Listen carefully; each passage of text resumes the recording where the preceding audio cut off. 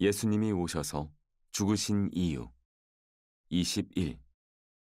우리를 하나님과 화목하게 하기 위해. 곧 우리가 원수되었을 때 그의 아들의 죽으심으로 말미암아 하나님과 화목하게 되었은즉 화목하게 된 자로서는 더욱 그의 살아나심으로 말미암아 구원을 받을 것이니라. 로마서 5장 10절. 죄악된 인간과 하나님 사이에 일어나야 하는 화목은 양방향으로 전개됩니다.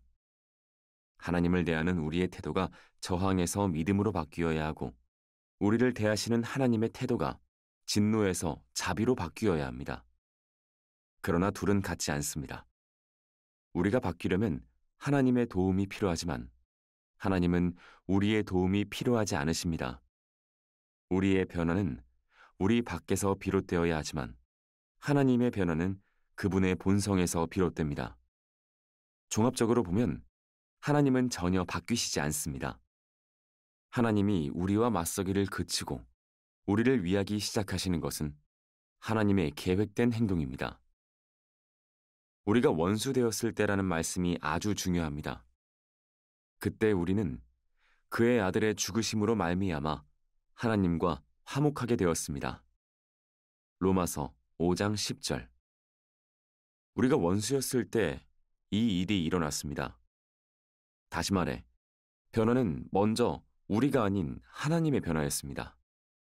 우리는 여전히 원수였습니다. 그렇다고 우리가 의식적으로 하나님과 싸우고 있었다는 뜻이 아닙니다.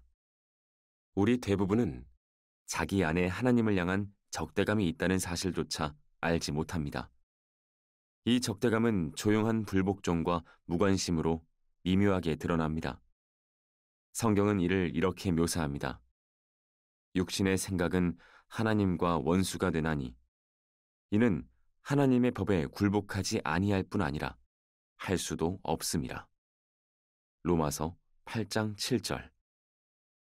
우리가 여전히 이러한 상태일 때 하나님이 그리스도를 보내셨습니다. 진노를 일으키는 우리의 죄를 그리스도께서 짊어지심으로써 하나님이 우리를 자비로 대하실 수 있도록 말입니다.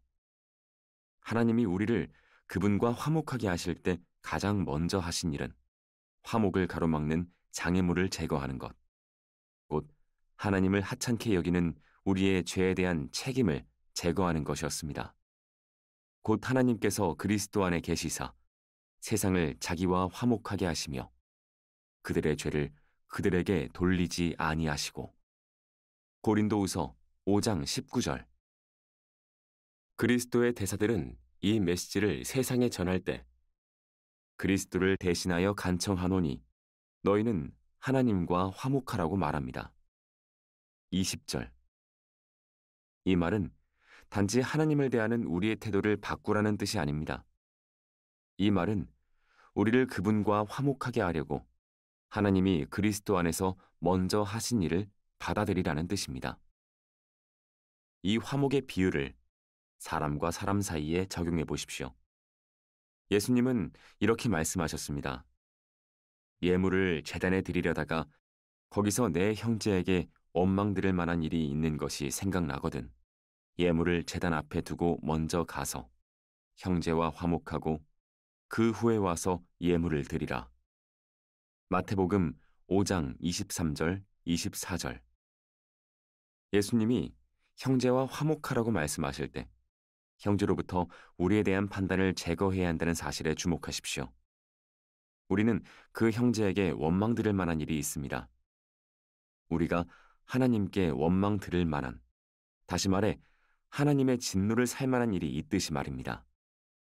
형제와 화목하라는 말씀은 우리에 대한 형제의 안 좋은 판단이 제거되도록 우리가 반드시 해야 할 일을 하라는 뜻입니다.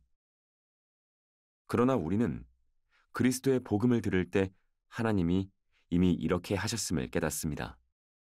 하나님이 그분의 판단, 곧 심판을 제거하기 위해 우리로서는 취할 수 없는 조치를 하셨습니다. 하나님이 우리를 대신해 고난을 받도록 그리스도를 보내셨습니다. 결정적인 화목이 우리가 원수되었을 때 이루어졌습니다. 우리 편에서 화목이란 하나님이 이미 하신 일을 더없이 귀한 선물로 단순히 받아들이는 것입니다.